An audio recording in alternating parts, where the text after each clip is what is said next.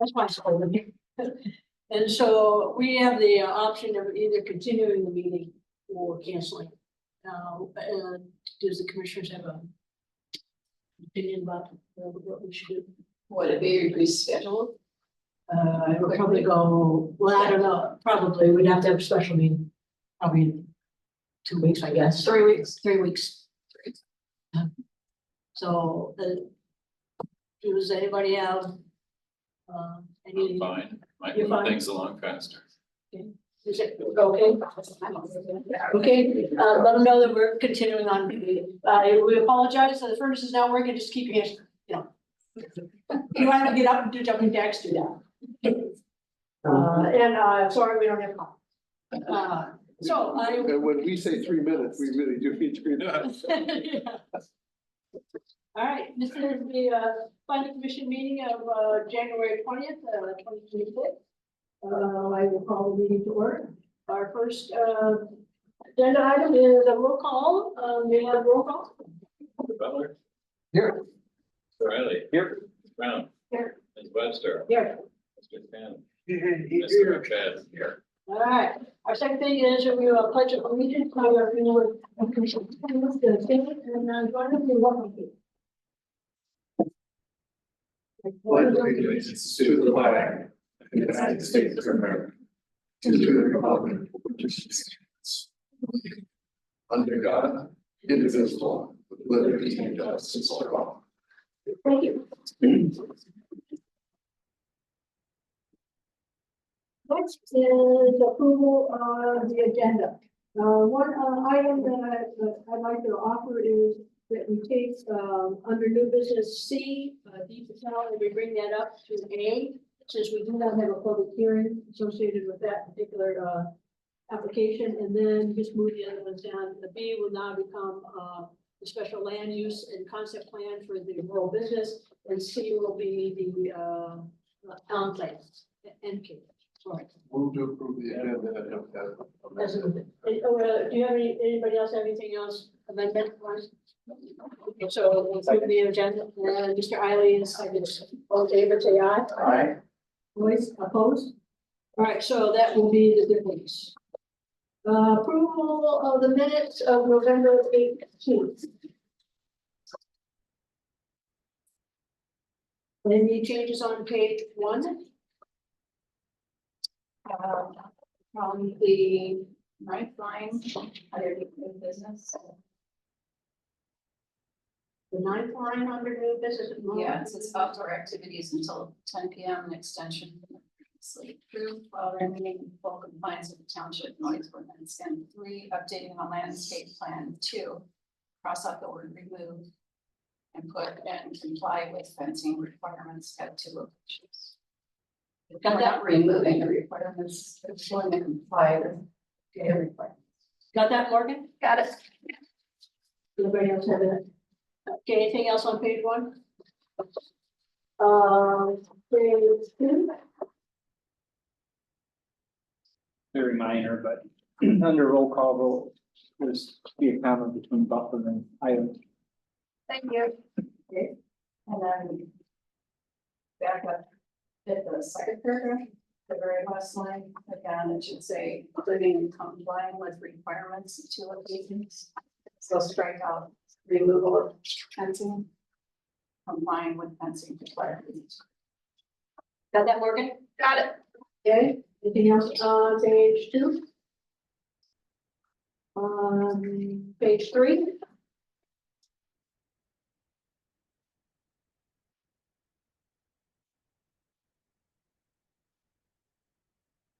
Hearing none, page 4. Third motion. And last line, remove the word remove, but meets fencing requirements. So it would be the cut and paste kind of thing. Yeah. Got that, Morgan? Got it. Okay. So with no other ones, I need a motion to approve the minutes of November 18th with, as amended. So moved. Second. Got those? Got it.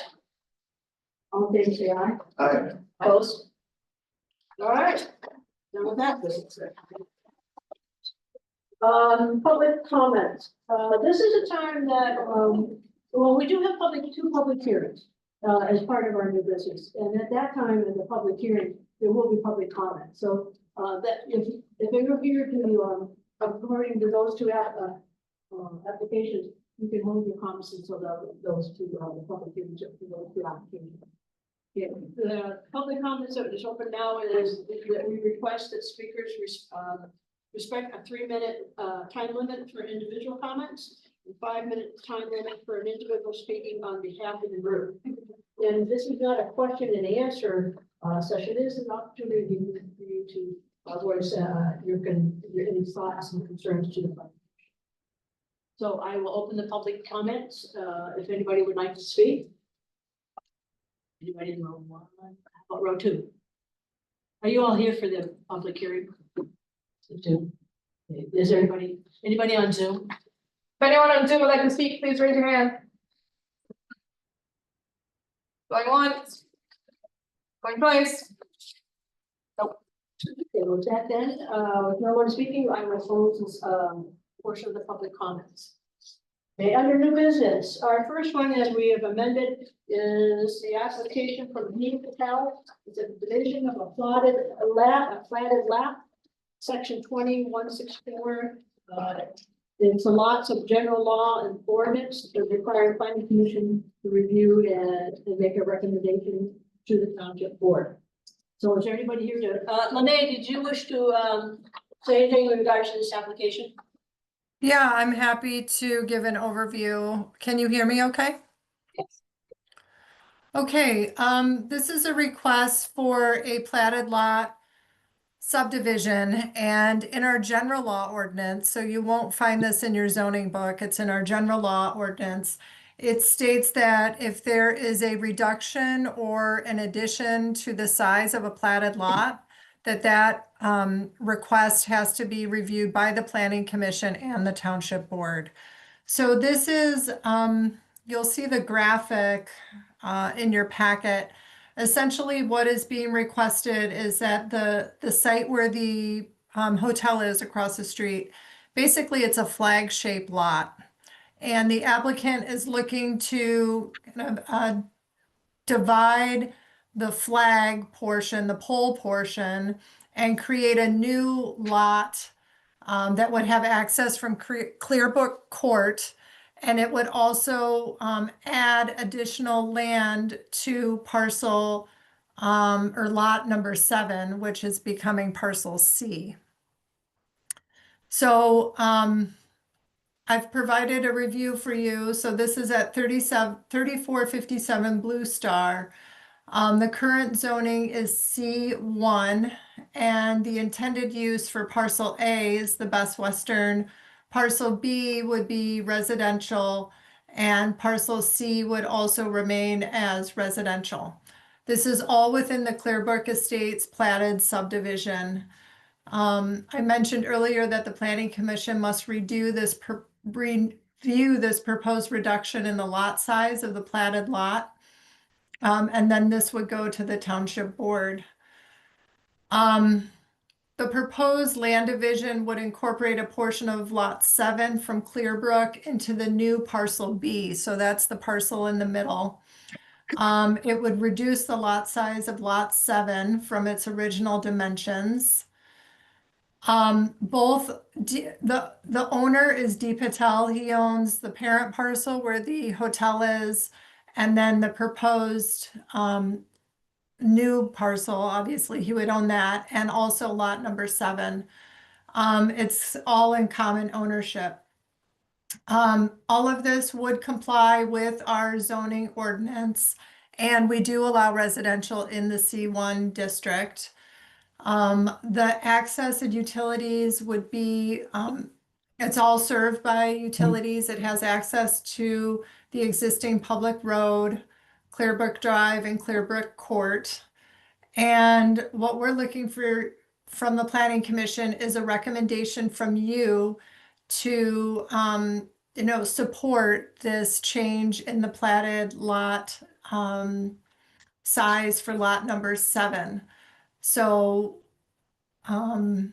we also note that all dimensional requirements would be met and that there is a proposed drainage and utility easement that Mr. Patel is granting as part of this that would be available for use for the township for the future, should we need it for our water and drainage and system.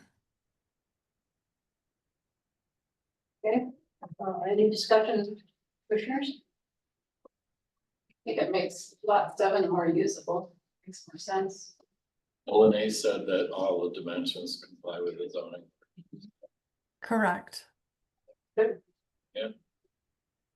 Any other comments from anyone? Okay, then I'll be happy to entertain a motion. All right, I move to, And you might look at the findings consideration on your. Zoning. You could do a recommendation to the township board.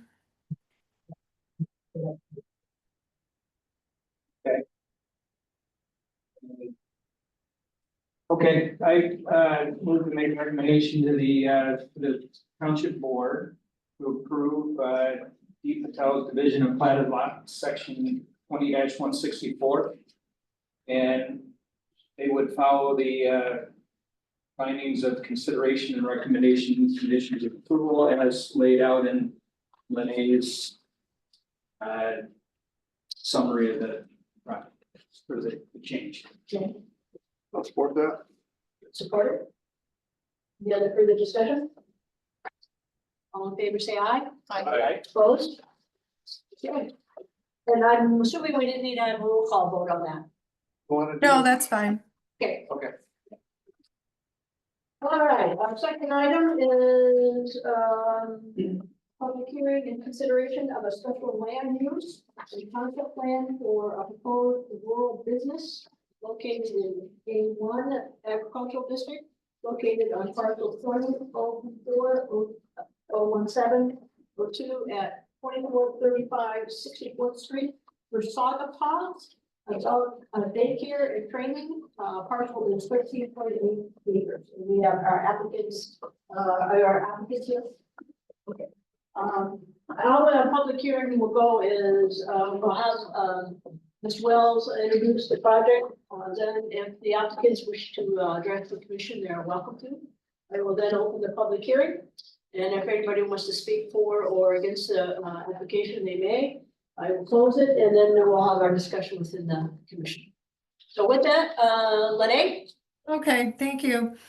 This is a request for special land use for a rural business. They are going to be conducting animal pet service related and related activities, including training. This is according to Article 22, Section 22.10 in our zoning ordinance. And per Article 15, our special land use section. Because this is such a large parcel, we are distinguishing this as a rural business, as well as their unique operational plan. There's a single family residence on the site and an outbuilding. The total acreage is 13.83, and they're in the A1 agricultural district. We should note that there are other animal and pet services in the agricultural district in the township. Those prior to our new zoning ordinance were handled as home-based businesses. The applicant is proposing to board and train dogs. They're looking to have 8 dogs for the first 12 months and increase to 15 dogs upon successful compliance by the zoning administrator or building inspector. They are going to board and train these dogs under supervision, and they also have 3 personal dogs on the property. So the staff to dog ratio would be 1 staff person for 6 dogs for training activities and 1 staff person for 10 dogs for general boarding. They have a 1,500 square foot climate controlled indoor play barn with sound absorbing materials and white noise calming music. They have a 1,800 square foot secure outdoor enclosure with a 6 foot black vinyl coated galvanized steel chain fence. They said they purchased this May 3rd of 2025. The fence is located behind the barn. They also are surrounded by woods, and they are not going to have any permanent outdoor kennels or overnight activity with the dogs outdoors. All of the dogs will be kept indoors. They will provide structured exercise and training sessions and bathroom breaks outdoors in 15 to 30-minute increments, totaling no more than 2 to 3 hours per day per dog. They would cease all outdoor activity by 8 p.m. or dusk, whichever is earlier, and they plan to ensure total neighborhood silence during the evening hours. As I mentioned earlier, in the first phases, they would operate solely by 2 principal partners, the owners of the home. And then as the business scales, they are looking to have up to 2 additional employees. But at no time would there be more than 2 people working at Saugatuck. We reviewed the ordinance for special land use standards, so we require outdoor activity and screening. We believe that they comply with this, provided their 6-foot fence is acceptable. They also commit to securing a commercial kennel license and comply with all county and state requirements. That's requirement number 2. And then requirement number 3 is that the building meet the fire code and building code requirements. I checked online on our BSNA software at the township. I don't believe that we have verification that that building was built according to building code standards, so we would want to verify that prior to any special use permit being issued from our office. That doesn't mean that the planning commission couldn't review and take action this evening. We also reviewed the request according to our zoning ordinance and master plan. The agricultural district is typically supports agricultural related uses that have low income impact, and home-based types of businesses are all complementary of the rural character. The compatibility of use and character with the adjacent and nearby land uses. We believe that this being a 13-acre, almost 14-acre property provides substantial buffering from adjacent properties. I should note this is a 6-foot fence that will be constructed on the property if it's not already there. There would be minimal visual or noise impacts. The applicant did state that their hours of operation is even more restrictive than our noise ordinance at the township, that all outdoor activity would cease at 8 p.m. We do want to mention, though, that dogs do bark, right? They make noise. So the applicant did state that they have sound absorbing materials in their building. I'm not sure exactly what those are, and that might be something the planning commission wants to talk to them about. There are wellness checks every hour. They would have supervision outdoors. It would be the 15 to 30-minute increments per dog, but that might mean that there might be a dog outside at all times. That might be something to talk to the applicant about. There won't be any outdoor kennels. So those types of things will help to mitigate the noise from barking dogs. Public services and infrastructure, that is a requirement that the site is adequately served by infrastructure. It's on an existing public road. There's a well and septic. There's ample space for drop off and pickup. So we didn't see that there were issues with that standard. The impact and nuisance standard, that it would not be hazardous or disturbing to existing and future uses due to excessive activity, noise, is one of them. So again, the barking dogs, I think that's something to consider. Outdoor waste and waste management, we did ask the applicant to further describe how they propose to manage pet waste. And they have shared that they have a 3-barrier waste management system where they do immediate collection after each use from the dog.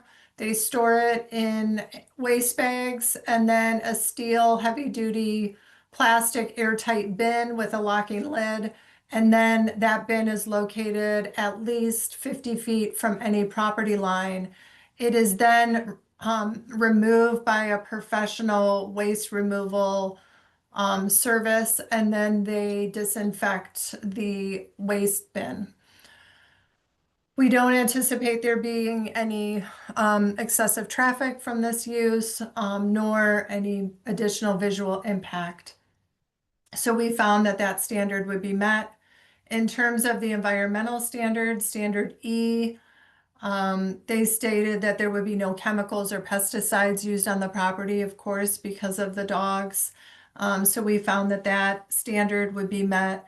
Traffic, I mentioned earlier, we didn't see that any additional traffic demands would be caused by this use.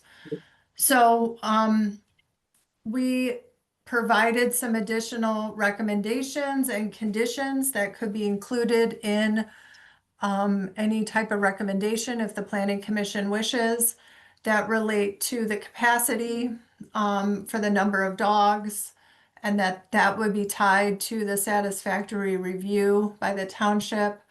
The hours of operation from 8 a.m. to 8 p.m. The screening and buffering with the black fence, the chain link fence. I mean, perhaps the planning commission wants to talk about the chain link and if there's any slats that could be added for the visual impact. The noise management standard about the soundproofing, the waste management requirement that was outlined by the applicant, that the use be licensed by the state and the county, that the site plan be updated to include the exact areas for the fencing. And that there be monitoring and compliance monitoring at the 1-year interval. That's what I had in the report. And if you had any quick questions, please don't hesitate to ask. If you have any questions, so you don't lose any, but, we can hold it and we can have the applicant. Would the applicant, like to come forward and present anything? When you come up to, I'm sure they mentioned it, we are. I'm Memorial. Okay. I'm Colleen Smith, one of the applicants, and this is Elizabeth Schober, the other. So this is really what's unique about this in the area is it's more of a luxury boutique. So it's does not have a lot of dogs, like for one. Like the dog ratio is pretty small. Like to start with, we're fine with 5 dogs because we don't want a lot of dogs.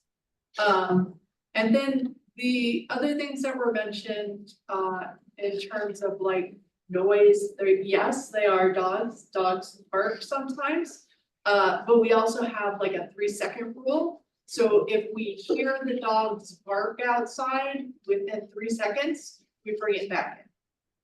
So that is one way that we control it. The other thing is we're using wool insulation in the barn, which is what the sound barrier is that will keep a lot of the noise out. If you've ever heard a kennel, it's extremely loud. It's like 100 decibels or 112 decibels. And this will keep it within like the normal range of noise. Yeah, I'm really excited. If you guys have any questions, I'm glad to answer them, and I look forward to moving forward. Okay. Anybody have any questions to the applicant at this point? So there are references to an 8-foot and a 6-foot fence, I think, instead of 6 foot. Six, correct. It's a 6-foot fence. I think it's 1,800 square feet. 18,000 square feet. And that fence has been up, we said May, it's been up since May, and it also has a bar on the bottom so that the dogs can't dig underneath it and get out. A bar on the top. Stable. When they mentioned slats, I think slats would be more distracting than the flag. Yeah, I was gonna say the slats actually don't really do that much in terms of noise. And in terms of the environment that we're trying to create, that would be very artificial looking.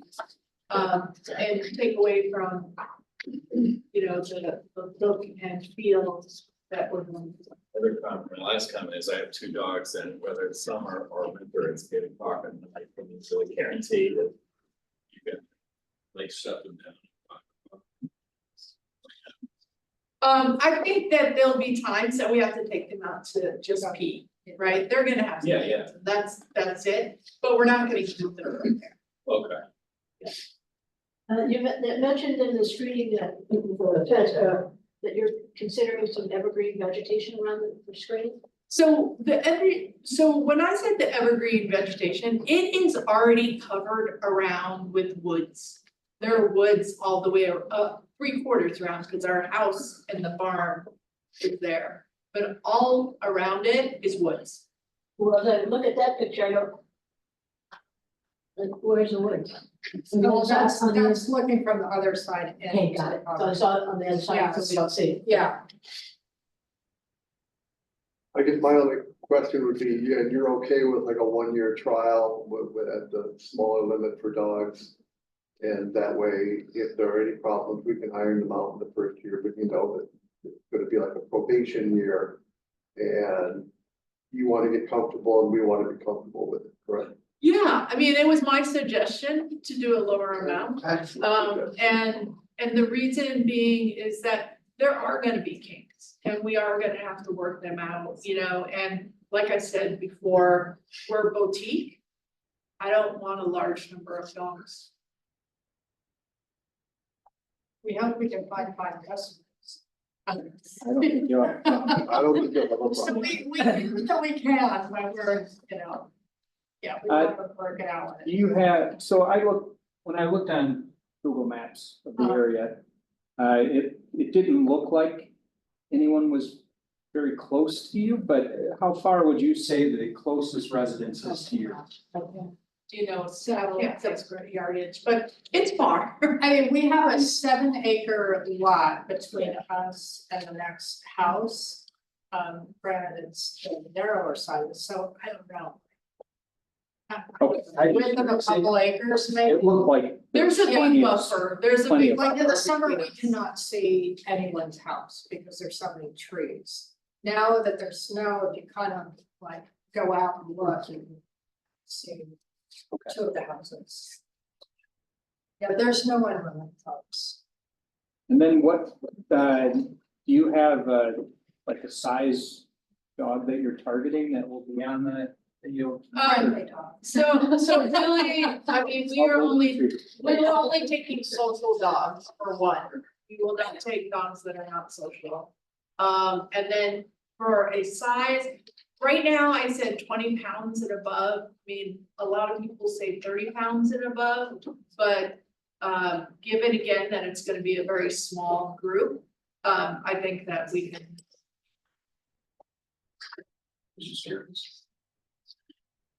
Don't try Jack Russell, What's that? just don't try Jack Russell. Yeah. Any other questions to the applicant? Anything else you'd like to add? Commissioners, I just have one clarification. I want to make sure that in our conditions of approval, that, and again, we still have the public hearing, but that the dogs will always be supervised when they're outdoors And that's what you're planning. with a human. Yeah, that's not a problem. All right. All right, thank you. At this time, I will open the public hearing regarding this application. Is there anybody here to speak for or against this application? Or no? Did we send it out, right? Okay. If you would come forward, I will open the public comment regarding this application. You'll need your name and address. My name is Leon Lawrence and my address is 6419 124th Avenue, which is adjacent to said parcel. I have not built on this property yet. It is in the plan. It's already moving forward. I would like to know one of the things is directly out of the proposed residence that they're saying it's gonna have is within 100 yards is where I plan on building my home. And I was wanting to break ground on it this year, 26. So this does have an impact. Also, the previous owners, between their residents and where my residents will go, cleared up substantial amount of trees between the two. So this is a direct line with not much foliage between the two. I am concerned about the noise factor, the possibility of that many dogs. Because as everyone said, they're good park. You know, it's just a given, and if they are in an unfamiliar area with unfamiliar people, then they are going to have maybe separation anxiety. Just a guess, I don't know much about dogs, but so then the other thing too that I noticed is that the photo of the fence, and I went up to BSNA, and I did not see a zoning permit or approval for that fence. So they stated that the fence went up in May. And so if it went up in May, we don't have a record of a fence approval. That's something that needs to be considered, or at least brought up and discussed anyway. So that's pretty much all I have to say about. Yes, I definitely, sorry.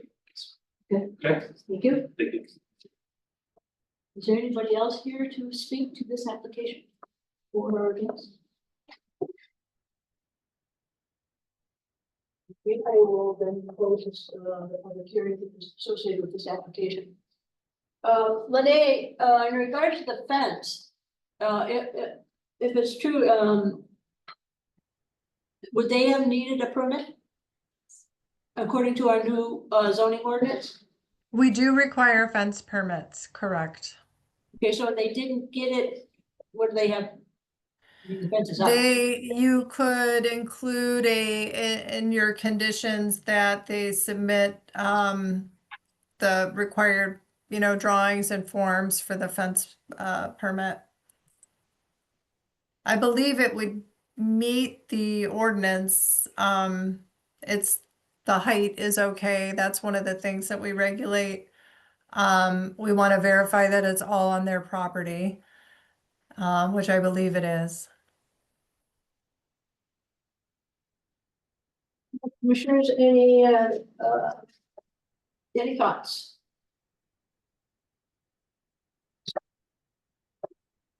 I have an issue that if his house is going to be 100 yards from what the dogs are going out, that's an entirely different scenario than we were dealing with the prior thought that there's 7 8 feet in between us.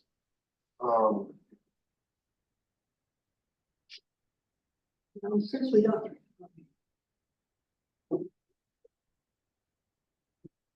Would that, what would be his setback? So would he be within that 100 yards? Lene, by him building a building in his house, off the property line? Again, I'm trying to think 100 yards. You're asking what the setbacks are? Yeah, so that he would have to, so it would be greater than 100 yards? So 100 yards would be 300 feet, right? Right. So our setbacks for buildings in the ag district are 15 feet from the side, 50 feet from the rear, and 40 to 50 feet from the front. So The building could be as close as 15 feet from the side yard, but 100 yards is more than that. So what would be the amount of diminution of sound over 100 yards? Like, in other words, how loud is a dog barking at 100 yards? How annoying. I don't have that answer. Yeah. I can answer that. Lenny.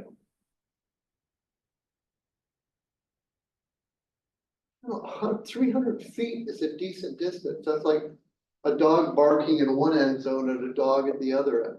I mean, that's, It's an amazing phenomenon. Especially in the summer. You have the windows open. However, they have also mentioned that they are going to, if the dog is barking, they're going to bring them in. So the dog isn't going to be barking for hours. right, and the real beauty is that this is a 1-year trial period, Yeah. so they know that this is a requirement. And, you're gonna break ground this spring? Yeah, Okay. Leon, you were gonna build this, you're gonna start this spring? No, it's gonna be in midsummer. Midsummer, but I mean, within the year, in other words, you understand that they have 1 year to basically make sure they're following their requirement that they set up for themselves. Correct. So that does give you, basically, if you start in the summer, you'll have 6 months of seeing are they living up to their word or not? Can I ask where your home is in relation to the map I'm looking at? Are you north, south, or east or west? I am southeast. Southeast, yes. So if you see the slotted line section where the residence is. Yeah. If you go straight south from that. A slight southeast angle, that's where my property is. Right up against the fence line, presumably. No, there's a setback from the fence. May I approach the screen to kind of see some context? Yeah. Yeah. Sure. Thanks. There's no dimension on it, actually. Assuming north is. So if this is the residence and this is their pool, the fence that I see on Google Maps actually comes out something to this effect. And my property abuts right here. So on a west or northwest wind, because the vegetation from the previous owner has been removed all through this section right here, or probably up to here, because this is an adjacent landowner to me, to the east. So there's a clear path going here. So when we talked about the vegetation, then, you know, maybe, and I am doing some mass planting here, of some evergreen trees, but they're gonna be young for the period for now. So I don't know if that being a factor, I just kind of wanted everything laid out for everyone, you know what I mean? Yeah. So, so I also wanna say there are trees there. There may not be as many as you'd like, but there are trees there and there is vegetation. It's not a empty field. Okay, and if from your, is it the training, the dogs? That building is your training building. It's over. No, it's on the other side. Yes. Our training building's on the side. Most of the training will happen right in back of that barn. Right, so you're even further away than. His home is going to be here. And the dogs are gonna be over there. Correct. but their kennel, their outdoor play area or fenced in area that they pictured is on the east side of their home and coming around toward the south portion. All right, so with that, any other questions, commissioners? I would they shifted the fence further north.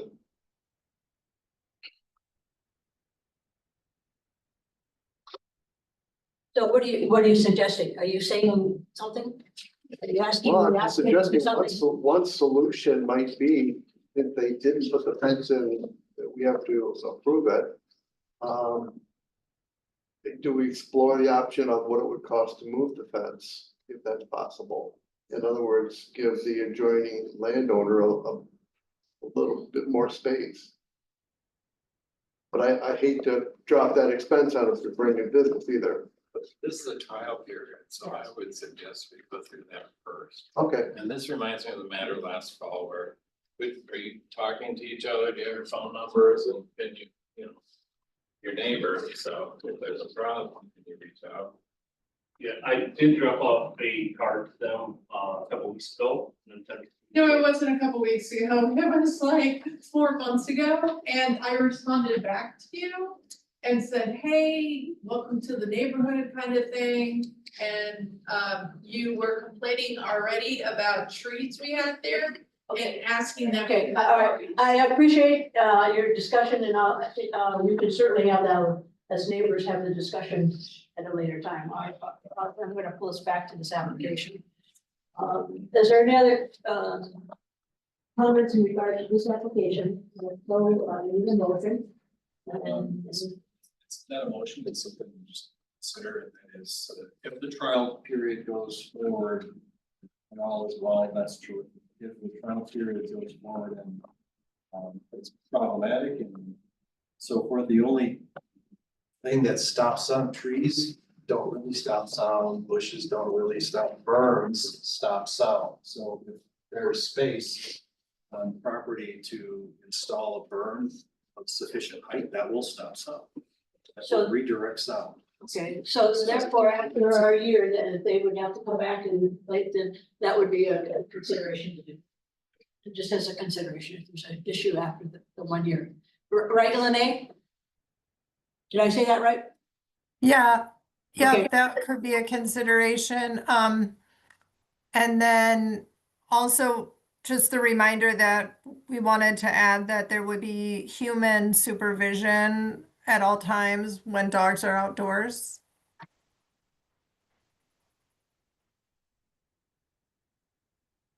Not just like cameras, right? I don't know how best you want to word that. I believe I read that somewhere Okay. in your application or something. There would be always a supervision.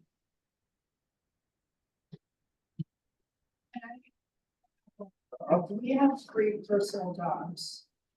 And they have the ability to go in and out of the backyard.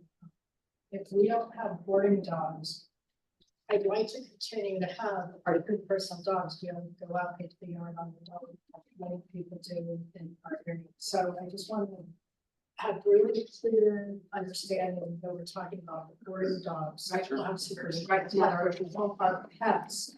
Right. Have slightly different rules. Right, sure. Okay. Yep. Just as long Yeah, as we're yeah, really we're fine. clear about it. Thank you. With that, then, if nothing else at this point, I'm happy to entertain a motion. I moved to recommend for approval. Yeah, we are recommending. For Yes. approval. Yes. We're on A now B, correct? Yeah. For the special land use and concept plan for proposed rural business located in the A1 agricultural district, located on parcel 20-Z34-1702 and or at 2435 64th Street for Saugatuck daycare and training on 13.8 acres. And as basically as described in the township, the packet. So all conditions in regards to, as noted in Lene's review, and is there anything else that we wanted to add? you have to have the fence, Fence permit. the fence has to be applied for and approved. And the building has to be inspected for code and for the sound insulation. And realizing that this is just a 1 year, special use and there's an issue, they'll have. Okay, Lene, did we get everything? You did, I do want you to add that one about the supervision. that kennel dogs shall at all times be supervised by a live human outdoors with those dogs. Okay, you can add that, Kennel dogs. okay? Like to be added as D, number 14. Always like that. All right, does everybody understand what was the motion and all the conditions? Applicant, understand? Okay, good. All in favor, do I need a roll call? I don't think we have a second. Oh, I'm sorry, I second. okay, second, You don't need a roll call. we don't, all in favor, say aye. Aye. Opposed? Okay. Done. Okay, please make it done.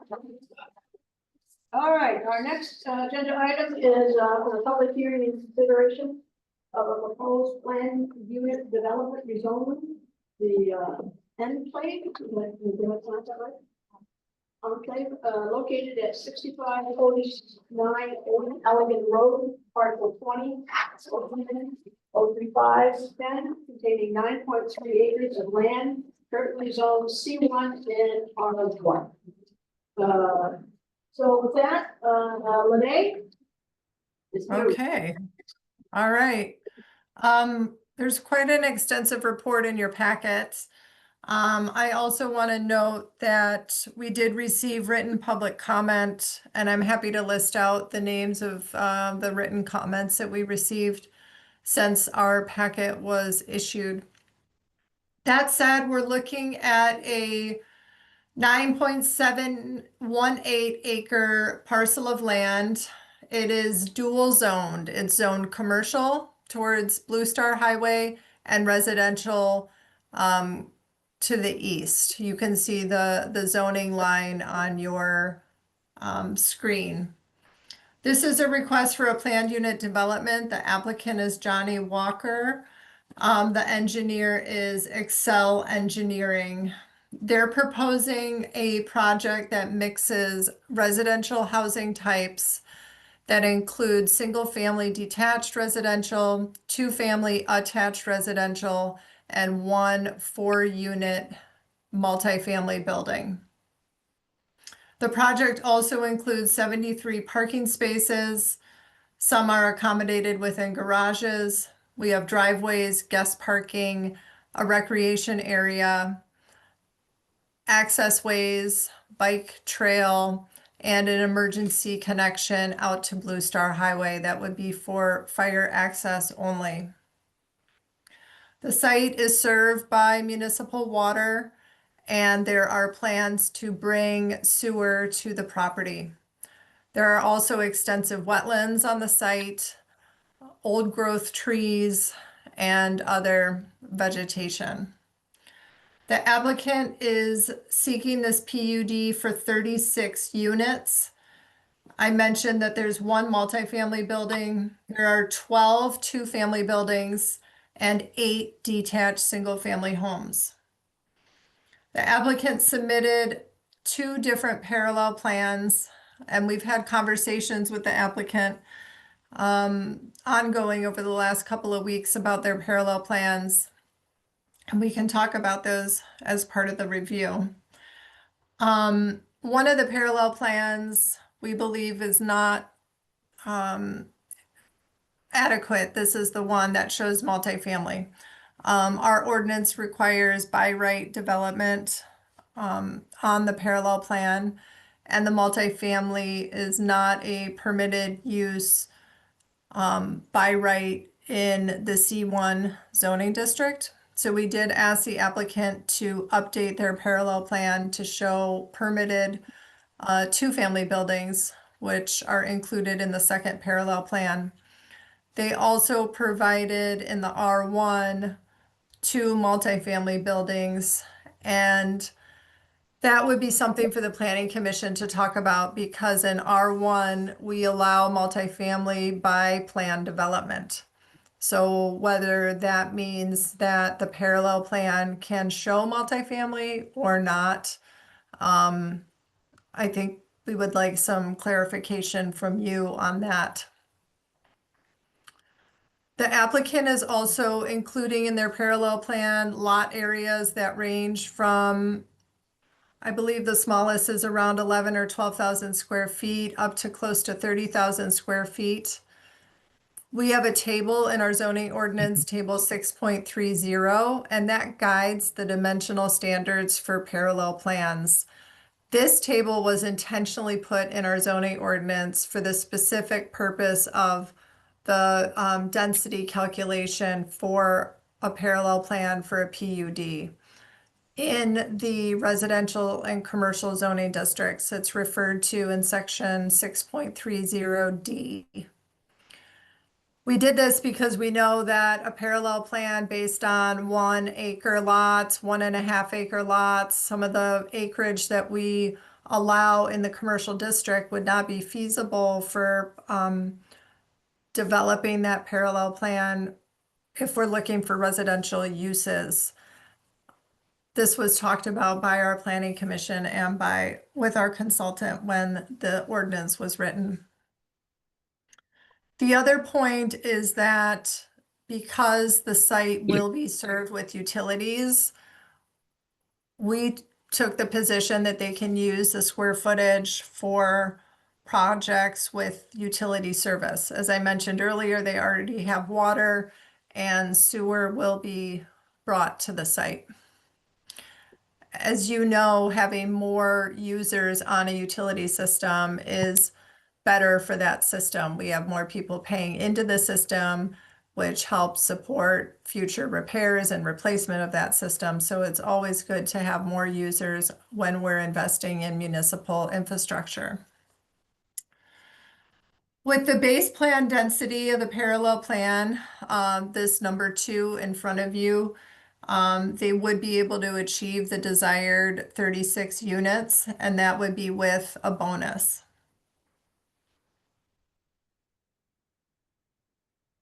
We also included just a general statement, and I know we don't base density off of this, but at a 9 acre lot, the average lot size for 36 units would be 11,758 square feet. And our minimum here is 10,000. So that's just a side note. And I know that that is not how we calculate density, but I just wanted to give you a sense of that. Certainly the site is encumbered by wetlands, and so that does impact developable areas. Their PUD parallel plan that you see on the screen does include the required buffers from the wetland areas. We have a 50-foot buffer requirement for the parallel plan and for development in general, unless you utilize a PUD and can have those setbacks waived. Note that any development of this project and areas around it are governed by Eagle because of the wetlands on the site, and permitting would be required prior to any development. We also looked at the tri-community plan. This area is depicted in that plan as medium to high density single and multifamily development. And that is what the applicant is proposing. We also reviewed the recognizable benefits of the PUD. Our ordinance requires that at least 2 of the recognizable benefits be provided if a PUD is to be considered by the township. One of them is innovation and creativity in land use and development, creating a more desirable living, shopping, or working environment. We found that their focus on tree preservation, the creativity and layout, mixing the different building types, is innovation and creativity. Creative and imaginative approaches to development of residential areas, especially through the complementary mixture of housing types. So as I mentioned earlier, they're proposing single family, 2-family, and the 4-unit multifamily development. Conservation and preservation of natural and cultural resources. They are placing these houses in such a way that they're preserving the largest and kind of the old growth tree canopy. But we do also note that they are placing some structures right up against the wetlands, so there's a balance. The efficient use of land by facilitating well-designed arrangements of buildings, streets, and utilities. The applicant is utilizing the minimum required widths for private streets. They're using one-way streets. They're suggesting on-street parking. All of those tools and techniques kind of minimize the pervious or impervious surface. So, and they're also proposing kind of smaller homes that aren't kind of your typical square footage for new dwellings in our township. So that could be considered efficient use of land. Energy efficient buildings that follow LED principles. The applicant states that the buildings are proposed as energy efficient, that there's dedicated open space. There is contiguous open space in the northeast and southwest portion of the project. There's also a recreation area to the north of that loop road. Granted, a lot of that open space is wetland area, but I don't believe that it's always wet. I do believe that it is usable certain times of the year. And then the preservation of rural character and small town appeal. You have in your packet the types of homes that are proposed here. You'll see that they are, many of them, I believe they're kind of one-story homes. They're modest. They're very much in keeping with the small town appeal of our township. Cottage style dwellings, and that's kind of typical of what we see in the community. This project is also proposing sidewalks along Old Allegan, and there is a future plan for a crosswalk at Blue Star at the roundabout, connecting to the Blue Star Trail, providing more integration and connectivity to our non-motorized trail network. When you look at what the applicant is requesting, we've provided this table of what the required dimensional standards are in the zoning district, and then what is being proposed. You'll see that they are requesting several variations from our base dimensional standards. For example, the side setback of multifamily, we require 20 feet. They're requesting 5 feet for a 10-foot building separation. For front setbacks for the duplex, we require 25 feet on that private road, or the internal road system. They're proposing a zero setback, a zero building, that zero setback building built right back to, I'm sorry, built at the back of the right-of-way line. The side setback, we require 15 feet. They're proposing 7. For the single family, that's also a zero setback building that would be at the back of the right-of-way. The side setback of 5 feet, so buildings are separated by 10 feet. And then for the wetland, there are places where they're proposing to build adjacent to the wetland. We require a 50-foot setback. Some of these buildings are at basically right at the wetland barrier or border. They are proposing a 66-foot wide road easement. Within that road easement is parallel parking, perpendicular parking as well. I made the comment about the open space. I wanted some clarity on that based on the review, and I know the applicant is prepared to talk about that. Just making sure that the road easements, parking areas are not counted as open space. I don't believe that they are, but it wasn't clear as I looked at this. And then only 50% of the wetland and detention areas can count as open space, and the applicant has provided that calculation as well. They are not including that. When it comes to the bonus density, they're requesting the full 25%. The way that we look at that is we have 7 characteristics of a PUD. And if for each one that you meet, you can be eligible for up to 10% of a bonus density. We did find that they met at least three of the standards, perhaps 4 of those standards for a density bonus. That's something that the Planning Commission can also discuss. But we did find that they met the requirement for a variety of house types at a variety of price points, that they provided trails and pathways. There is a bike trail that connects through this site. And then utilizing the access for fire, that the bikes would be able to connect to future sidewalk along Blue Star. The extending public sewer to priority areas or looping water outside of the project area. They do plan to connect the sewer system. Water's already to the property. Number 5, providing open space above what's already required.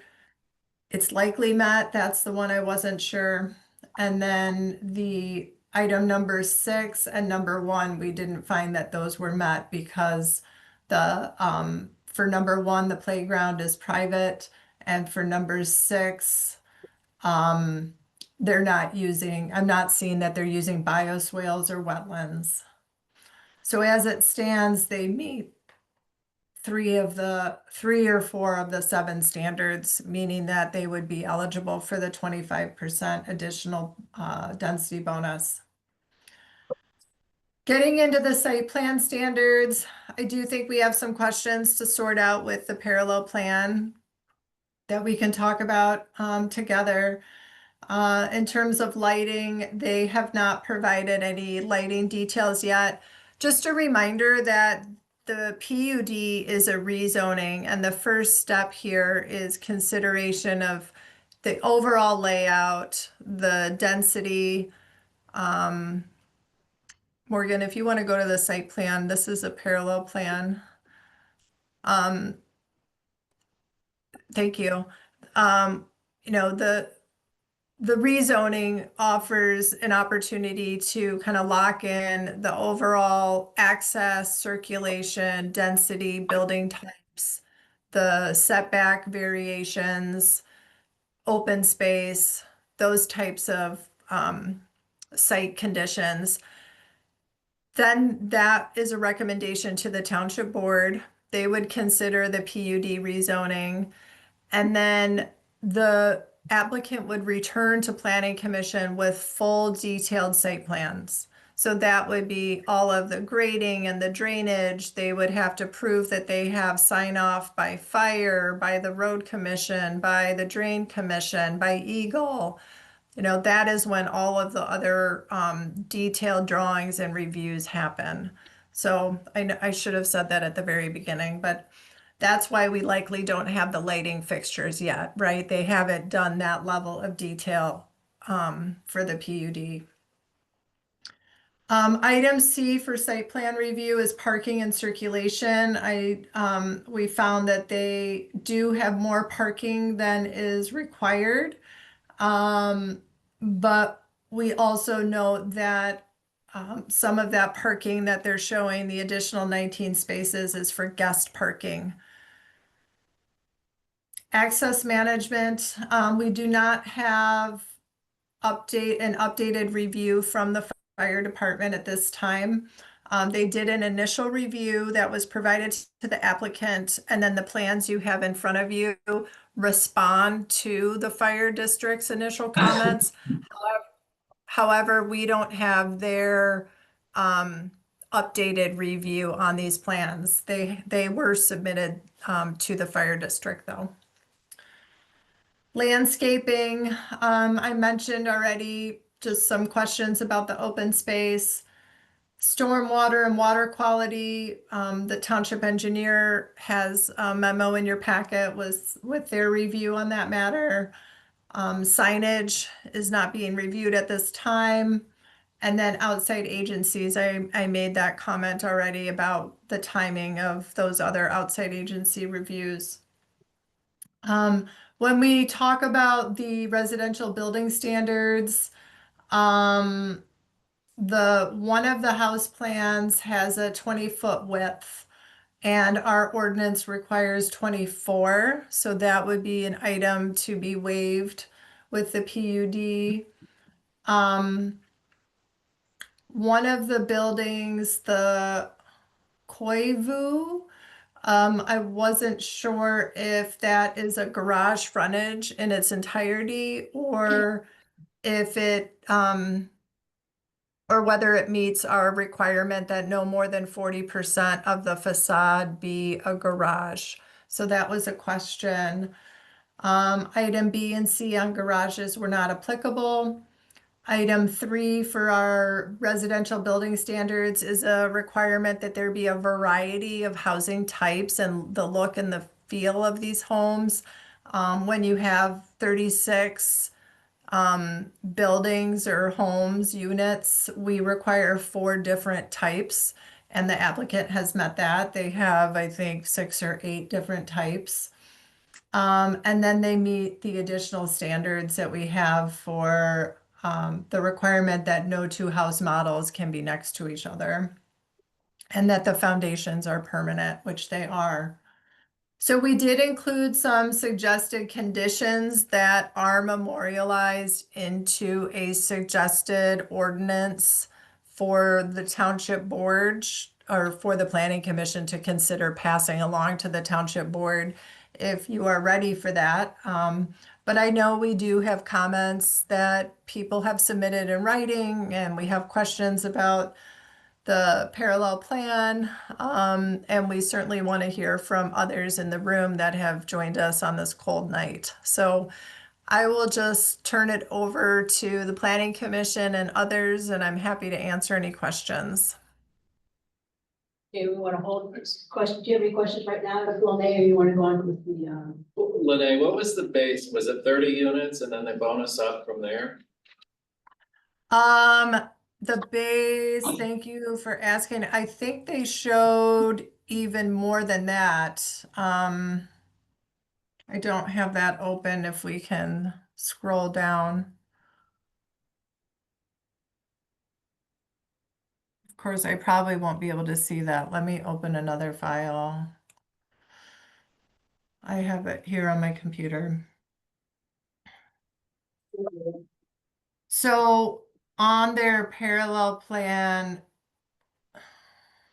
hold on. 38. They have 30, they have 9 2-family homes for 18. And then they have 1 12-unit multifamily and 1 8-unit multifamily.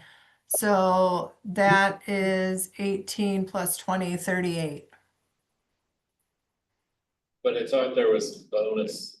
Yeah, well, we were just still proving out the bonus, but as you can, if this parallel plan were to meet the ordinance, and there's questions whether they can show multifamily or not. Now, if they can't show multifamily, that would reduce it to only 18 units. However, they still can utilize some of that R1 land for other units. And I did get a call from the engineer today for the applicant saying that they're already updating a parallel plan and can show the density that they're requesting. They can show 30 with the anticipated bonus to get to 36, or maybe they show like 29 or something like that to get to 36.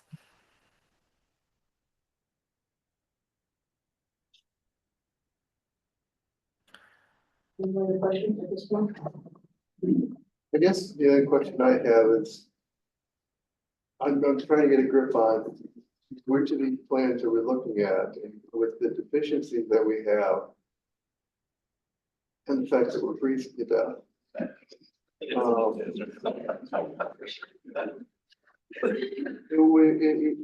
and then they're talking about making changes. Before we spend an hour and a half letting all the people shiver. Is there anything, any thought that maybe we let them make the changes that they've been discussing? Correct some of the deficiencies so we know what we're talking about. And bring them back next month if they can have it done by then. Yeah, Ken, yes, and I think that it would be helpful. I know it's cold. I don't know what it's like in there. Look But warm and I know that we have some people who have come out today, and so we might want to hear from some of them too. But know that we have written comments from Joe Novakowski, Jennifer Novakowski. You were all provided those in advance. Bill Sickle, the attorney for the Novakowskis, Silas Koch. He is an attorney for a neighbor. So we have that, Nick Capoletti, that is Nick Capoletti's attorney. They submitted a written review. You've had that for several days. And then we have written comment from Teresa Osborne, who believes that this is too dense and has concerns about building in the wetlands. So perhaps those folks are in the room. It might be nice to hear from folks who did not submit a letter first. And then, but you know, this is your meeting. I just know it's cold and people are, have been sitting for a while. Right, so, I'm gonna come back to Mr. Butler's suggestion, is if there, well, again, I have 3 parallel plans sitting in front of me. I'm like, okay, what one are we supposed to be looking at? I'm not really, the parallel plans, if we can give me some page. And it's like, okay, where do we get the bonuses and so forth? So if that starts the ball rolling, then we don't have the appropriate parallel plan in order to make the next step. Is that correct? That's correct. So if they're gonna update the parallel plan, so that we can then go from there, does it make sense that we stop at this point? To go with your suggestion? I think some comments can be made though about the plan. I have one comment. Okay. Go ahead, Jim. And I think we do need to hold the public hearing. Okay, all right. So actually, the next step would be that the project representative is able to present to the council. Thank you. My name is Rob Lamer, and yeah, Lene, it's gotta be like below 40 degrees now in here. I appreciate you being here, and I also want to kind of talk a little bit about where we are and how we got here. It's not very common to have a client come and say, you know what, the first thing I want to do is save trees.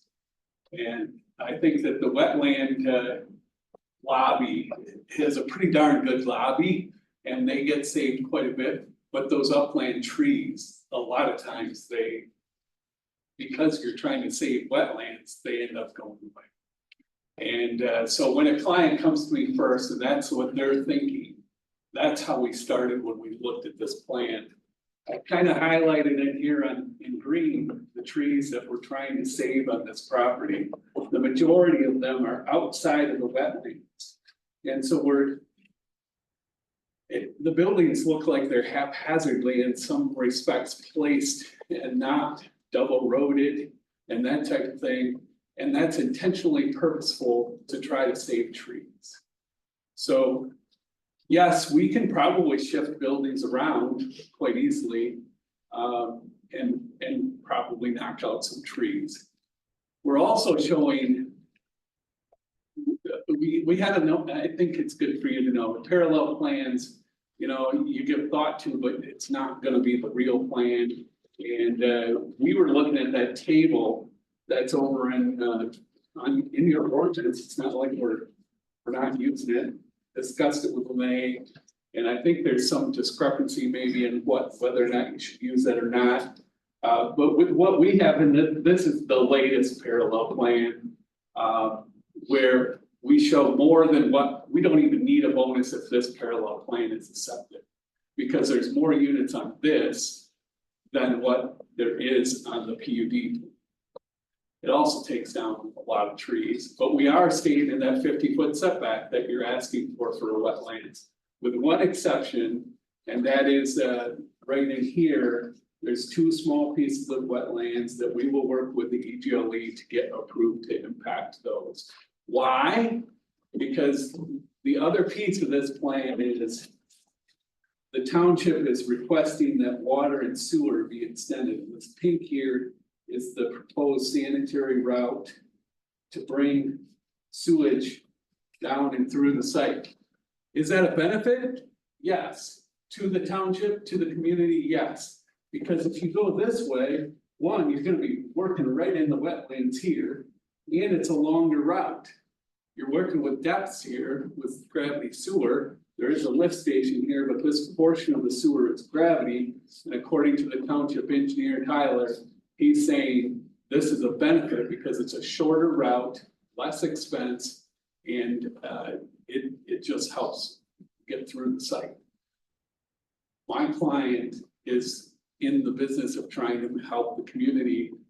He's susceptible to that. He's reserving part of the property for a lift station. You don't have room for that in the right of way. So somebody has to, you know, if there needs to be a lift station there, which there is, there's got to be some space that's made.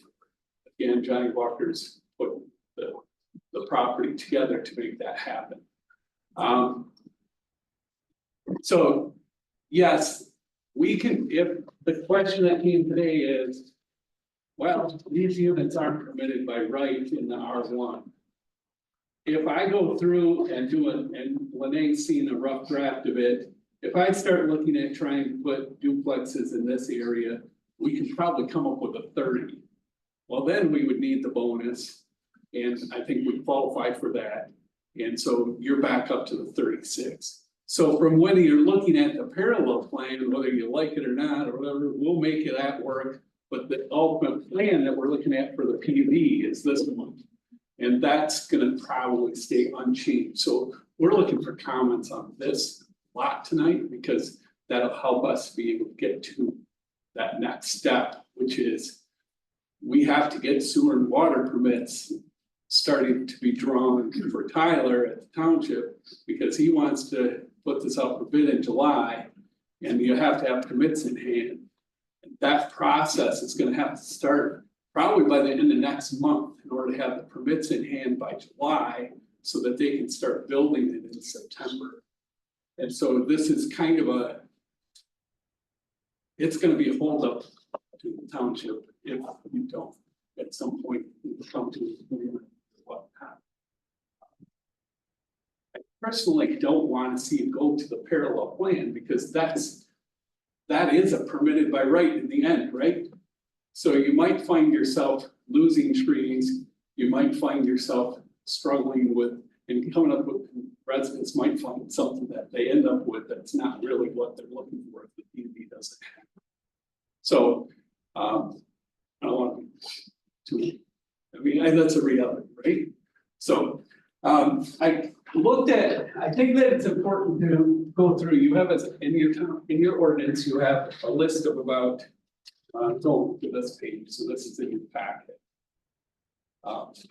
What's the benefits of a PUD? We have to satisfy only 2 of these things. Lene covered them a little bit. I've highlighted some of the stuff that I wrote in here. First, the innovation and creativity. The enclave encourages community with its layout. There's no fences between neighbors. The community is tucked into the property so that it gives the cottage and the woods feel. And it's not about one home or a single lot. Instead of it's a small community. I think that's what we do when we say innovative and creative in land use planning. I think we made that one pretty good. Remember, we only need 2. Creative and imaginative approaches to development of residential areas, especially to complement a mixture of housing types. We have 7 different types of homes here. I think that clearly works. So there's already 2. Number 3, conservation and preservation of natural and cultural resources. Enclave is designed to avoid disturbing the mature trees on site. That is how we started in our Site has pine, oak, cherry, chestnut, American history, hickory, maple trees. It's very cold. My mouth is probably. The enclave consists of 9.13 acres and 4.3 acres will remain untouched. And that's untouched, not just open space, but untouched. Efficient, so that's 3 of the 7, you only need 2. Efficient use of land by facilitating well-designed arrangements, building, streets, and utilities. The enclave is offering to dedicate portions of the property that may reduce costs for the extension of public sewer, sanitary sewer lift station, and public water main. The extension of the water and sewer is a community benefit and reduces the reliance on individual wells and septic systems that enables them around the enclave relies on currently. So that's 4. Energy efficient buildings. We use LEED's principles. I wrote this, so I'm looking at the outside of the building more. I know when I applied for LEED's credit, those principles are that we're using here is minimize impervious areas, certainly do that, maximize green space, energy efficient appliances I put in here for that the homes have that. Honestly, most construction today takes LEED's principles, even if they're not required, because it's just cheaper and it's the right thing to do. So that's number 5 of this. When you only need 2. 6, dedication of open space, an integral part of development to ensure connectivity of open space. The PUD sets aside 4.3 acres of land. Whether it's, I don't know how you set it aside, like it's not being touched is what I'm trying to say. The small recreation area is proposed in the northeast corner of the site. Yes, we wanted to keep it as a private playground, but that is a recreational area for that community. So that's 6. And then preservation of rural character in small town. The PUD allows development to focus on fitting the development to a smaller footprint, which is always a LEED's principle too, with less pavement and less emphasis on current zoning ordinance setbacks and parking. The design becomes more small town like, and that's what I think of when I think of Saugatuck Township. So I think that we address more than 2 of them, and I've written it such that I think you can address 7 of them. Going through the different reviews, both from Tyler as a township engineer and the fire department review and Lene's review, we've been working with them all as we go along. I think we've got most of those items, those letters addressed. And certainly as a condition of approval, it would make total sense to say that we have to meet those letters from those people. We know that we're gonna still have to talk to EGLE about impacting those one little wetlands that I'm talking about. We can't really get started on that review process. That process takes about 6 months. That's why I'm saying we gotta really get along here. I'm gonna either have to delay Tyler's stuff, or we're gonna just have to make some guesses that you're going to approve it, because the EGLE is taking that long for a lot of these types of permits. The rest of it, I think, is pretty doable. And honestly, I'm gonna go back to, it's always hard to have things change, but this client is truly looking at trying to save some of this environmental stuff, and I believe in this plan and what they're doing. So if you've got questions, I'd be happy to answer. Any questions at this time? We will hold it. If we need to answer some questions later, we'll address it. Love it. Thank you. At this point, I'll open the public hearing for this particular application. I ask that whoever wishes to speak will come forward to the podium, speak the name and address. You have 3 minutes to send in your comments, and if you're speaking for a group, we'll give you a pause. And then we'll go to Zoom as soon as anybody on Zoom. So we'll go to those in the audience first. So I'll open the public hearing for this application. Is there somebody who would like to speak in the second row? Come forward. And as Lene mentioned, we do have some of your written comments. Joe Novakoski, 3347 Gaslight Lane. you do have a letter from me and from our council.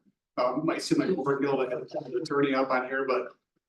And I've shared this with Lene, which she's been very graceful in taking all my questions and so. But the parallel plan is getting kind of glided over, like, hey, we got it, we'll just move forward, it'll be okay.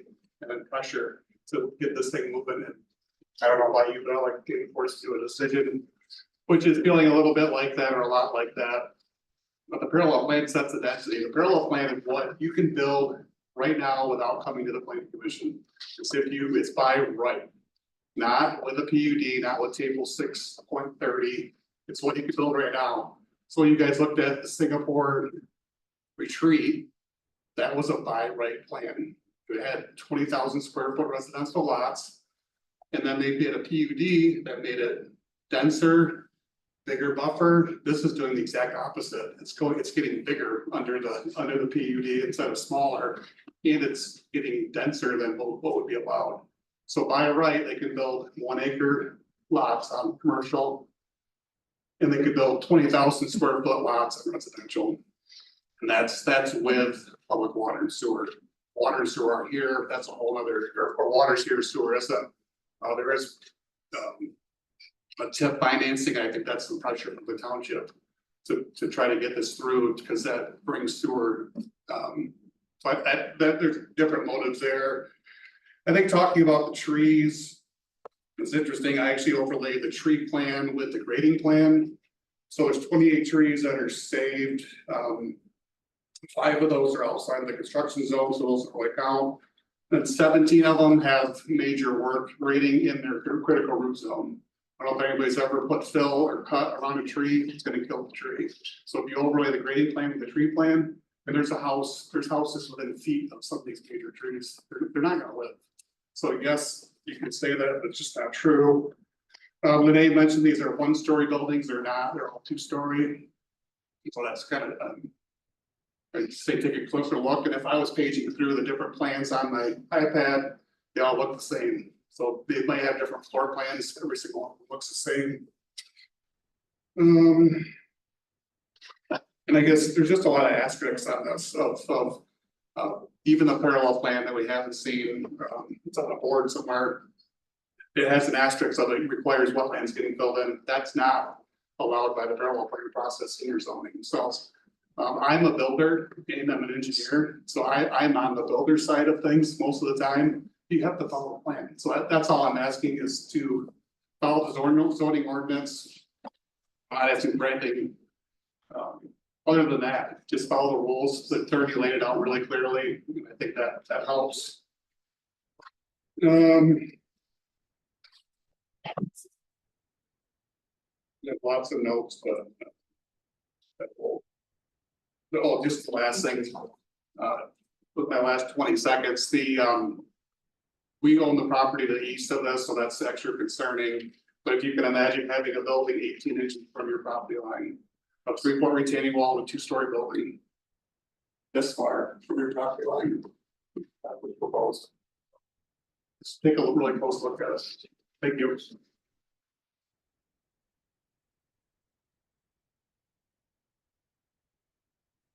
Anybody else on road 2?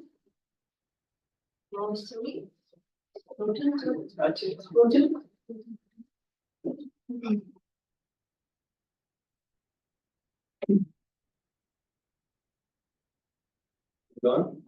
Name and address. My name is Saugatuck. I'm not from the township, but I'm representing Nick Campoletti. Okay. He's a studio. He owns 3279, 3282 Blue Star Highway, as well as 6592 Allegan Road, directly adjacent to the proposed KP. So I'm with Department LLP. And we reviewed the application and the zoning ordinance, first to make sure that the application was submitted correctly, and then also determine if it was submitted correctly, would the PUD conform with the ordinance if it was. And we found neither to be the case here. We've already sent this letter to the planning commission explaining the next developments this time, just touch up with that on each of these for the benefit of those here. First, there's a bunch of significant issues in the application itself. One, the application doesn't establish that it was submitted by an owner or a purchaser under contract or a properly authorized agent. Sounds like an unimportant technical requirement, but you have to remember that a PUD approval binds both the land and the township. Township needs to know that the party before it actually has the authority before it makes those commitments. Second, parallel plan, which you already touched on, isn't compliant with the ordinance. Parallel plan is supposed to show what can be built on the property without a PUD, so the township has a fair objective baseline for comparison with what you could do with the property under existing zoning. Here they use PUD standards to create the parallel plan, not the residential or commercial standards which apply to the property. So instead of providing that baseline, the parallel plan is basically comparing the project to another version of itself. So the township can't tell what difference an approval would actually make. Third, the application doesn't describe how the PUD would meet the ordinance standards of approval, which are the fundamental basis for determining whether a PUD should be approved. Without an explanation on these, the township is essentially being asked to fill in its own reasons for why it should be approved, which puts the township in a position of justifying the project for the applicant rather than evaluating the case the applicant is required to make. Now, let's say the application was perfect. Even if that were the case, the PUD should not be approved. I just mentioned those standards of approval. The ordinance requires that all of them be met. Here, there's at least two that aren't. One of them is that the PUD must be consistent with the township's master plan. The master plan says, among other things, that the township wants to protect special environments, including wetlands, by limiting the type and intensity of land development in those areas. If those completely being contradicted here, you have half this property is wetlands. If you want to protect wetlands, the last thing you would do is put 36-unit condominium right in the middle of them with literal 0-foot setbacks.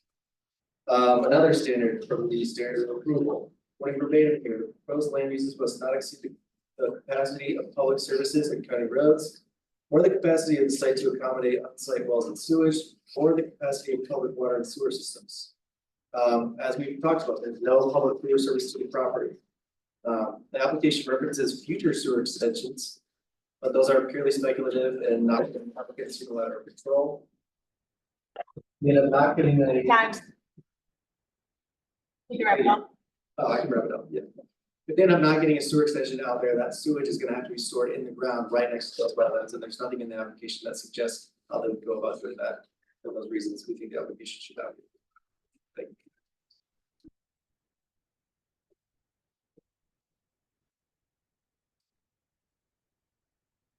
Good evening, Nick Capoletti. I'm talking on behalf of, honestly, Creasville Studio, but 3282 Blue Star, 6519 Allegan Road. First of all, I've been in front of you folks a little bit recently and the Township Board. I want to tell you, notwithstanding our differences, I respect what you're doing. You're all volunteers. And this is far more complicated township than it was 30 years ago when I moved here, when we were doing stuff on the back of a napkin. So it's hard work. This is a big ask. You know, when you do a PUD, you're doing exceptions and you're setting precedent. So I really appreciate you folks being cautious and diligent about that. People far smarter than me have written you. My attorney has laid out some objections to this. I agree with Ken. The parallel plan not being adequate and correct, it's a non-starter. I mean, from there, we don't even have a meeting.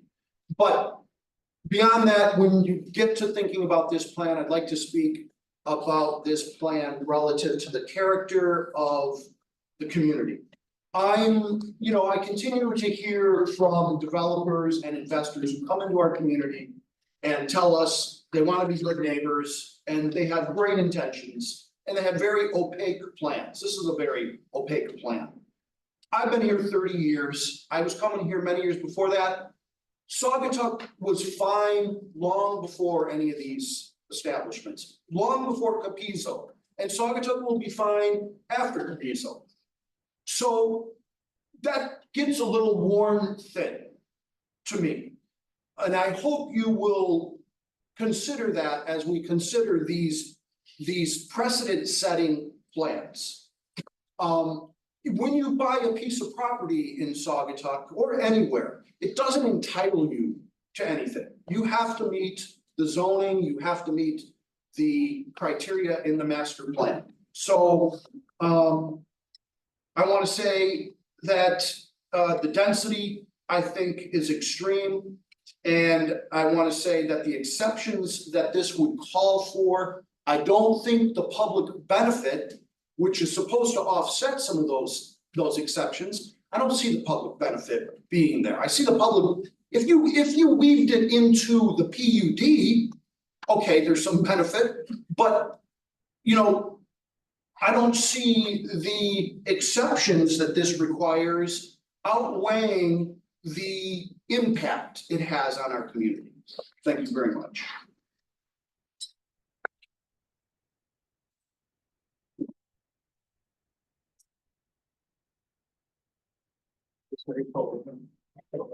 Don't pay your people.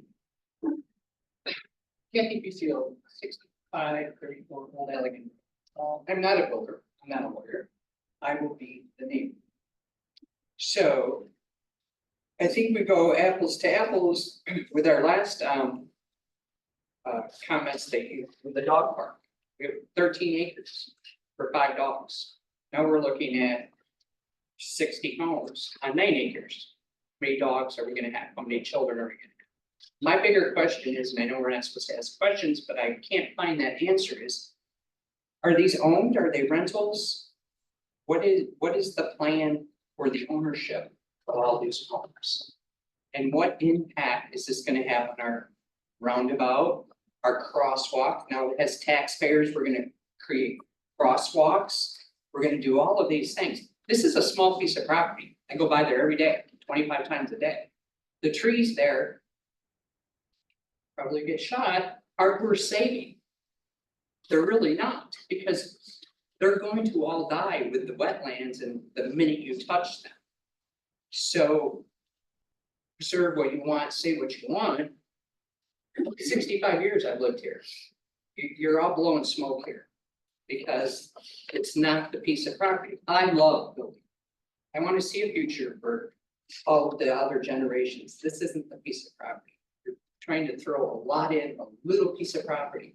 And had you done your homework, you would have come and talked to the neighbors.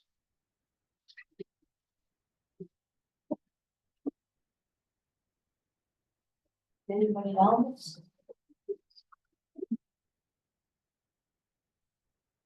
Shagway, 3383 Shagway Drive.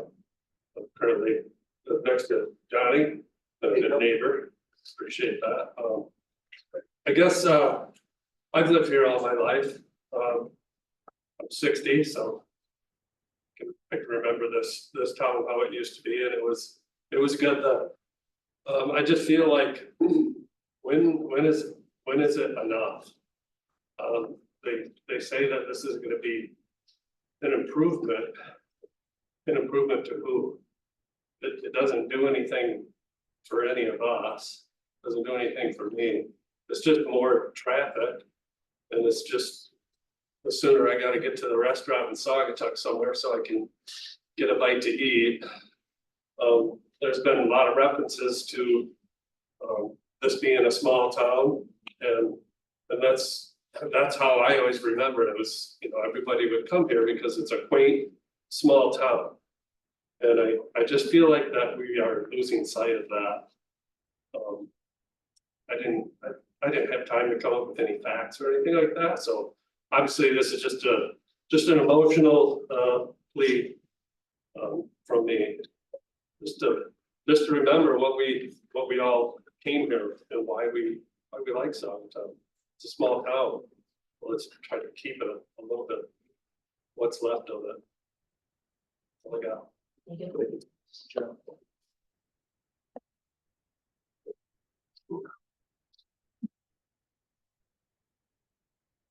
Carol Bounds at 65, 66 Old Elm Road and 65, 56 Old Elm Road. And maybe when it gets a little bit warmer, you took a little walk through there. I traveled that by motorcycle, 4-wheel drive, tractors, hunted it. And if you walk through there, that whole area, you see how much of a wetland there is there. So I don't understand how they can build there. It's pretty wet out there. Wait till it gets a little warm and take a walk out there, you can see. It's a lot more wetlands out there than you think. If you look across the bridge, like Joe was just saying, Saugatuck, it's you can't even hardly see the river anymore with all the condos everywhere around. I think that's why everybody wants to come to Saugatuck to see the river, so many condos around. I build more. Thanks. Thank you.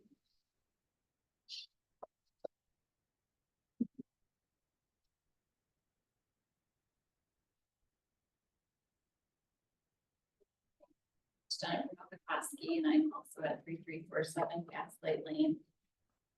This isn't about opposing development as a whole. This just presents numerous red flags. And that's why we're here. Aggressive reductions in setbacks and a willingness to push well beyond the zoning standards, which I just find really disrespectful and offensive to all that you guys put into place. Rather than working with the township's framework, the developer is testing how far that can be stretched from the get-go. Many of you have devoted too much time and energy, us too, to reviewing a plan that appears misaligned with zoning, the master plan, and the community expectation. It's shocking to me that it's unapologetically being presented with 0-foot variances and structures encroaching in arm's length on our wetlands, the neighboring land, and potentially a much busier Allegan Road. There are legitimate concerns in how this property was acquired that speak to the character and integrity of the developer. It was not listed for sale publicly. Land was obtained under false representation to the previous owner of almost 40 years, our elderly neighbor, Howard, that his existing farmhouse would be restored and the current barn would be used as a shared studio space for artists that stayed in newly built cottages, protecting the property for decades to come. There hasn't even been any mention that there is a an 1880s farmhouse and outbuildings on the property, and they're not on the plan. So, but they're there right now. After the purchase agreement was signed, but before the closing date, this high density plan was already being presented to you, the township. His word means nothing. Howard heard about this development as he was still moving stuff out of beloved property. I just find that so wrong. All this may fall outside of zoning authority. There's no legal basis to it. It just speaks directly to the credibility and trust of the developer and factors that matter when he's trying to persuade the township in many major zoning flexibilities himself. Many of us, including the developer, moved here from dense cities like Chicago and suburbs to avoid this type of development pattern. We did not choose Saugatuck Township to recreate where we came from. This township has long protected its low density character that we all enjoy. Sewer and water extensions invite additional development pressure far beyond a single site. It's worth noting that the developer also owns neighboring parcels that would benefit from this in terms of fitting more density. So his interest may be vested beyond this proposal. This isn't simply about one building. Hi. Speaking for a few neighbors as well, right? Got to mention it. Which also raises another concern about the relationship between this proposed level of density and the township's plans for water and sewer along the Blue Star Highway corridor. Business owners seem to, or they're being told by leadership at the township level that this will be available by the summer. I'm hearing the engineer pressure you guys about that too.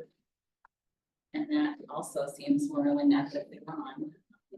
Excuse me, your time is up, so are you speaking for yourself or are you speaking as a group? I'm not sure what group are you? For me and a few of our neighbors. It's a Pentia. If you would, please, in the next minute. Yeah, absolutely. At this time, this PUD requests a level of density that appears necessary to generate the tax basis or financing to support that's infrastructure, which is questioning. Sequence matters, it doesn't fit right. Morally or ethically, infrastructure decisions should not depend on approval of one high density development. And zoning decisions should not be influenced by the need to financially justify these infrastructure investments. I respectfully ask you, Planning Commission, to confirm that this proposal is being evaluated independently of any assumed future tax revenue, and that infrastructure commitments are not being used to pressure approval of density. That would be inconsistent with your master plan. What you say here becomes precedent. I implore you to hold this proposal to the standards that already exist, to require honesty and representation. And please remember that your role is not to make the project work. It's to decide whether it meets your zoning ordinances.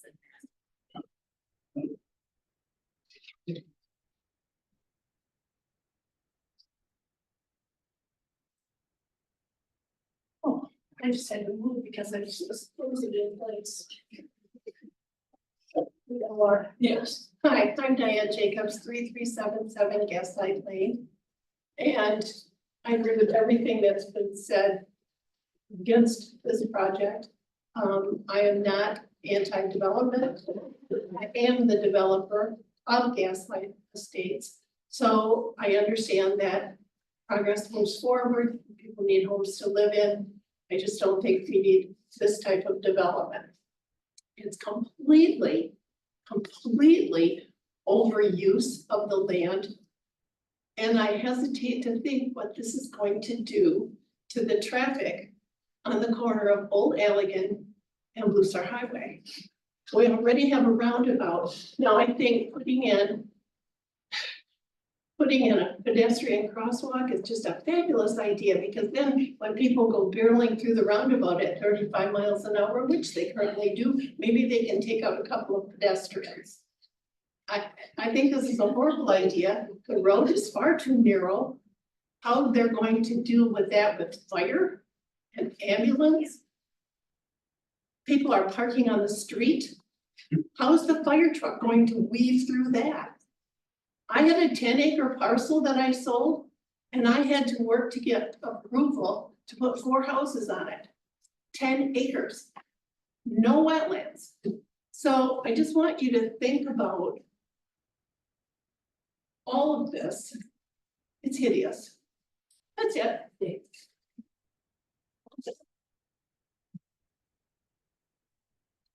Anybody else in the audience? Is there anybody on Zoom? If anyone on Zoom would like to speak, please raise your hand or make it known.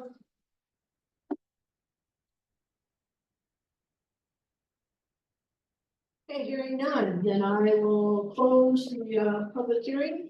Consider this application. Commissioners. I guess I'd like to address some of the setbacks deviations that I disagree with. I think you need to maintain the 50-foot setback from the wetlands. There appear to be 3 homes right on Albion Road that don't meet the required setback. There's on a piece of property, one right up against the property line that doesn't meet setback, and then also on the north. I would consider that to be a side setback, and that's, well, I don't know if it's a rear or side, but it's only 10 feet from the lot line, the corner of that north building. I'm gonna try to go through my comments really fast. So I have a lot, but you've got 4 like houses in a row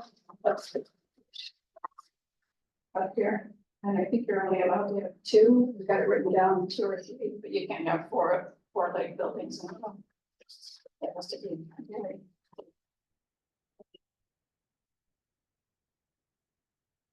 I just think even with the setback to the wetlands, by not deviating from the 50 feet and then needing to 1, 2, 3, 4, look at 5 different buildings that are too close to the wetlands. It's gonna reduce or change the layout.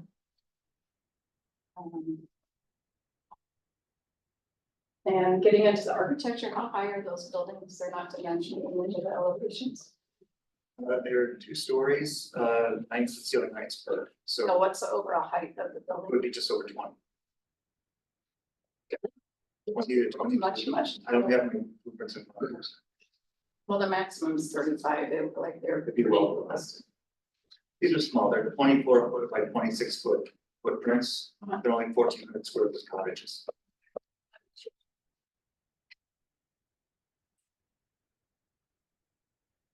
I guess those are the main things. I've got a lot of questions, but I don't. Just jump in and say the perimeter setbacks from. Right. 1.5 feet. I- You know, I struggled with the allowing the setbacks, especially the one.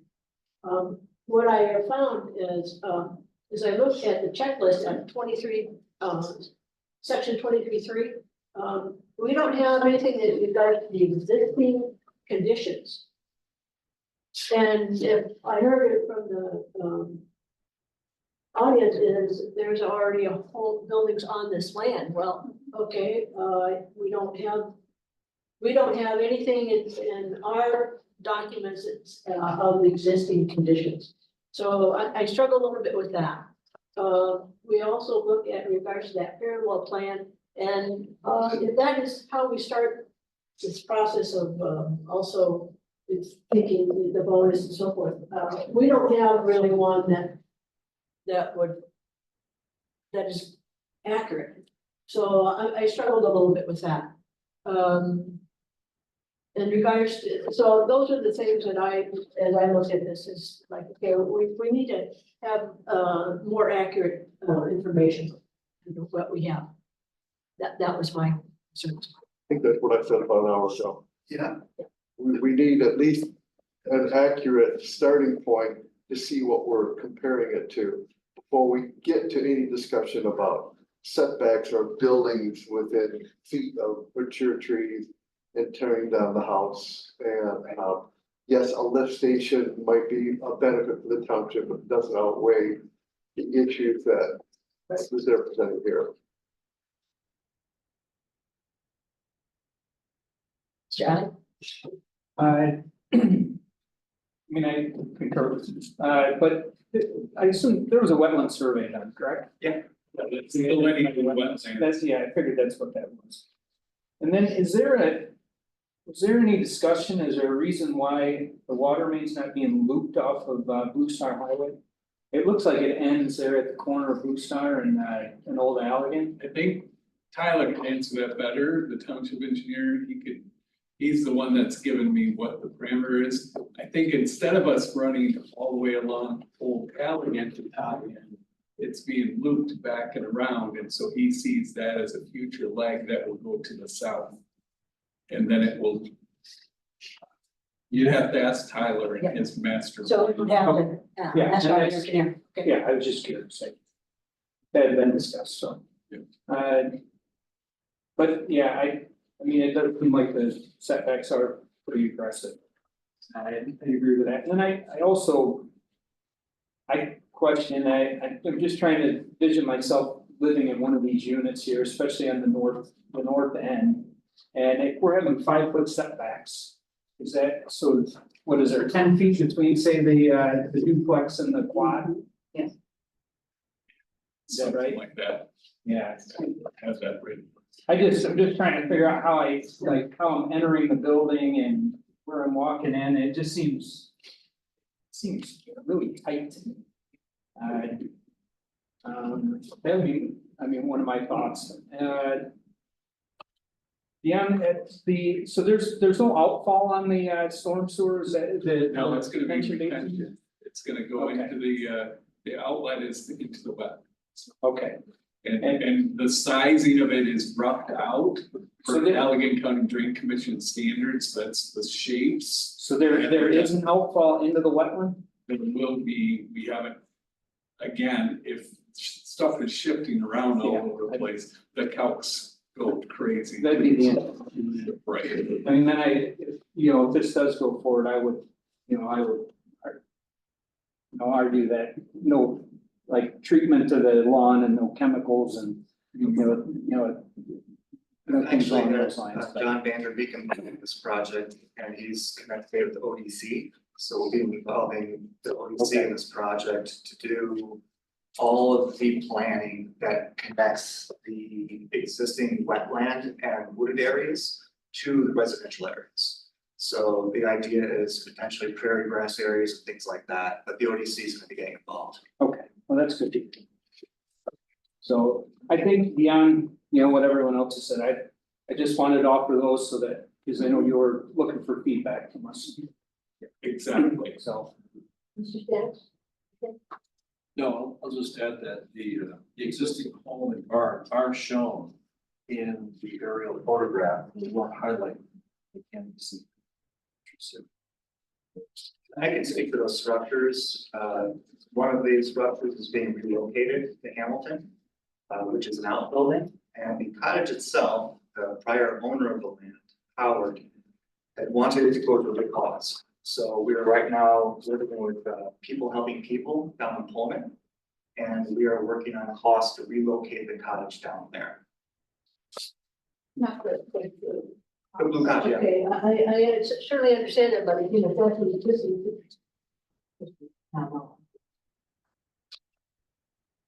Yeah, I was just with Howard about a month and a half ago, visiting with them and giving them updates on it, so.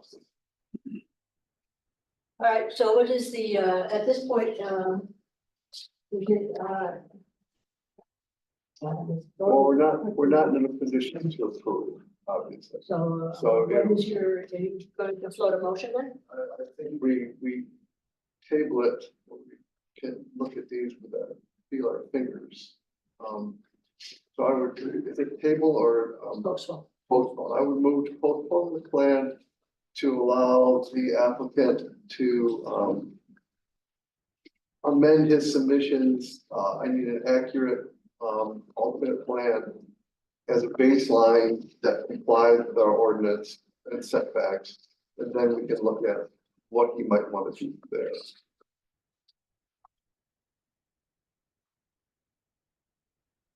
I'd suggest adding to that. Certainly you can, and then we ask Mr. Butler if he knows he does. Consider requesting less aggressive side yard setbacks in the PUD unit plan. I think the applicant should take the comments from this board. Yeah, I don't know if I can make that, if that should be a part of the motion. But I think you should take the suggestions you've heard from the board that aggressive use of waiver of setbacks is not going to be viewed favorably. But the other thing I would want is to make sure that if they're making those changes, they get displayed, so all these people who have shown up here tonight and spoken have a chance to see what that plan looks like and not file it like 1 week before the hearing. All right, so It's you have to come back to motion you. to postpone and provide adequate notice to adjacent property owners of at least 2 weeks.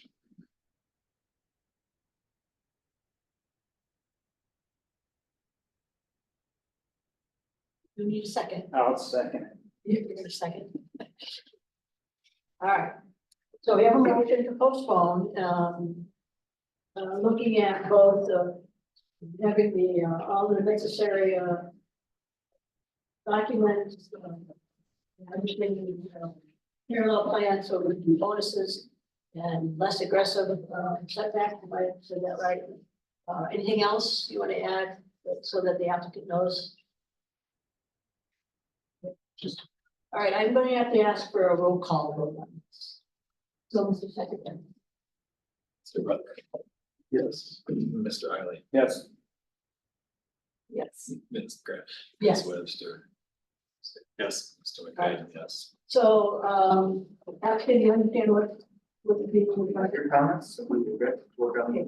All right, And I appreciate this because as much as I, understand yours, desire not to talk about it, this is super important for us, and I think it will make what you see next or what we want to see, because we get that feedback. I appreciate that greatly. And I do a lot of these, and he's fast. okay, with that, we're done with the. Thank you. Thank you. We have to hold up a second public comment, and we could, in theory. Okay, I understand what we want to do. It's 53 degrees over there. All right, so, hold on our bylaws under old business, so we need to put that back on our agenda. in the future. And please look at those bylaws so that I'm hoping that that will be a very good discussion. So take a look at that. We understand all the correspondence, we've made mention of all our correspondence that we've had. Right? Yeah. Lene, anything on the staff projects you want to mention? Just quickly, I don't know if you all have been paying attention, but there's been a lot of conversation about data centers in Michigan and West Michigan. So I noticed in our zoning ordinance that we do not have a definition or a use called data center. With your concurrence, perhaps we can ask the township board to consider a moratorium on those large-scale data centers, during which time we would work on some ordinance standards for our zoning book. So I just wanted to see, straw vote or, just an overall direction, if you all would be good with that.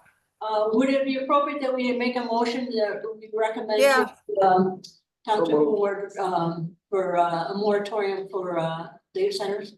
Sure. For what, 6 months? 6 months, yeah. All right, so that will be the motion. So moved. So moved? Okay. Second.